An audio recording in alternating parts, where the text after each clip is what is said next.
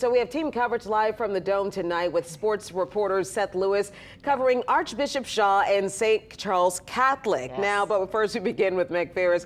She visited the Karr Cougars this afternoon. Meg, everyone talking about this game. Absolutely, Katie and Sharice. Now, first of all, yesterday, Lily Cummings, our reporter, went to St. Aug and she talked to some Purple Knight alums about the big game. Now, we have to be fair and balanced, so this afternoon, we went to talk to people at Karr. Now, take a look at this video.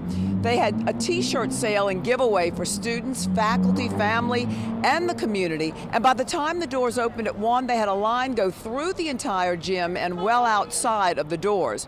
Now, all of the Karr merch is in black. That's because both schools' colors, as you know, are purple and gold. So the Cougars are wearing black and the Purple Knight fans will be wearing white. Now, we talked to some of the students and school leaders about getting their shirts. Karr is successful, our football team, so it's not something we're new to. But it's different when it's somebody like St. Aug you're going against. I really, truly, I see this as the mini Bayou Classic. The momentum is up, the vibes are here, and we're ready for tomorrow. The slogan today is required. We're required to not only perform excellence, not only in school, but also in the field. Our students are playing once again for another state championship. We've been in the Dome 15 times out of the 30 years that we've been as a high school. So we are extremely excited. Hopefully we can bring this championship home back to the West Bank at Edna Karr High School. Our motto is second to none.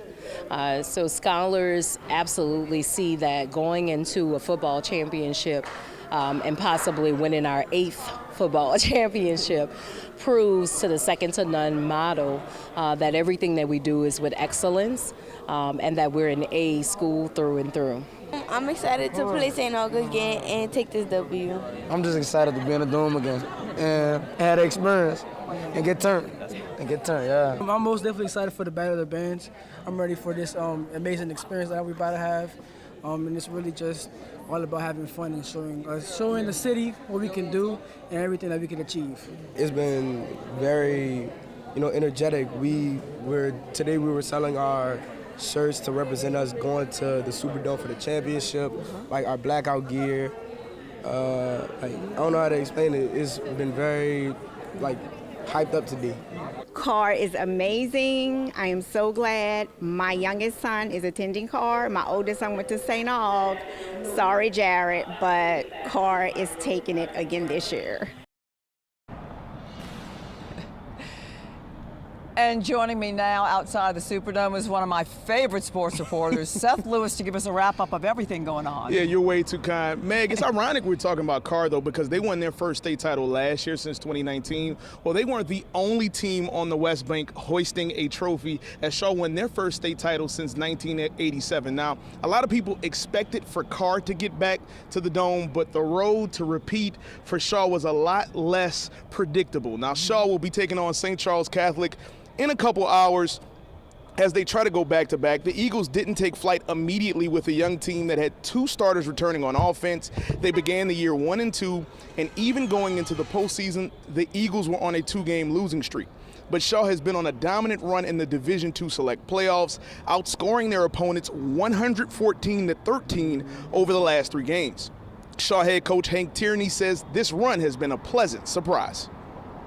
It really does. We were so young. And, we feel like we built a good program, but still to get here, we've had really, really good teams over the years not get here. So to get here in a year where you're young and rebuilding, it is really a special deal.